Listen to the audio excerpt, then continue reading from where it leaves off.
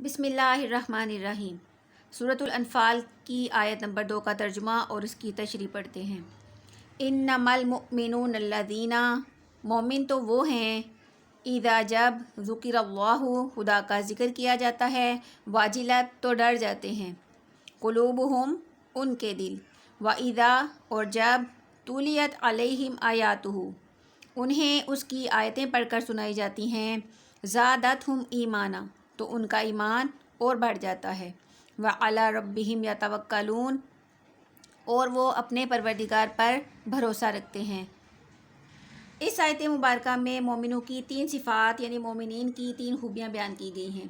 कि जब मोमिनों के सामने अल्लाह ताला का ज़िक्र होता है तो मोमिन यूँ समझते हैं कि गोया अल्लाह ताला खुद उनसे हम कलाम है, और मोमिनों के दिल अल्लाह ताला की अज़मत व जलाल और हैबत व इज़्ज़त से डर जाते हैं, जिससे वो अल्लाह ताला की नाफरमानी करने के बारे में सोच भी नहीं सकते, और वो हर हाल में गुनाहों से बचने की भी कोशिश करते हैं। और जब मोमिनों के सामने कुरान पाक की आयत की तिलावत की जाती है तो उनका ईमान पहले से भी ज़्यादा तरोताज़ा हो जाता है, और वो यानी मोमिन अल्लाह के हुक्म पर और अतायत इलाही में सर झुका देते हैं, और वो ये समझने लगते हैं कि उनकी हर मुश्किल का मुश्किल कुशा सिर्फ़ अल्लाह ताला है, और वो अपने रब पर मुकम्मल भरोसा तवक्कुल करते हैं।